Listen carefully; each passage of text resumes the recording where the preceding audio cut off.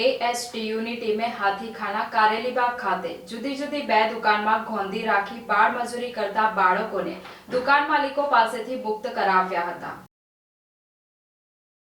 વડોદરા શહેર એએસટીયુ team Kumbharwada police station વિસ્તારમાં પેટ્રોલિંગમાં હતા। તે દરમિયાન એએસટીયુ ટીમને બાતમીદારો દ્વારા બાતમી મળેલ કે હાથીખાનામાં આવેલ અલગ અલગ દુકાનના માલિકો નાના છોકરાઓ પાસેથી બાળ મજૂરી કરાવી તેઓનું આર્થિક તેમજ માનસિક શોષણ કરે છે તેવી હકીકત મળે, જે આધારે ઉપરોક્ત જગ્યાએ રેડ કરી ચેક કરતા કમલા કિરાણા સ્ટોર્સ નામની દુકાનમાં ઉંમર વર્ષ 15 તથા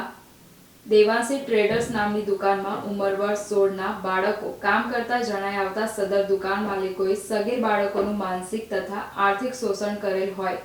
જેથી કમલા કિરાણા સ્ટોર્સ નામની દુકાનના માલિક મહેશભાઈ મહાદેવભાઈ રાઠી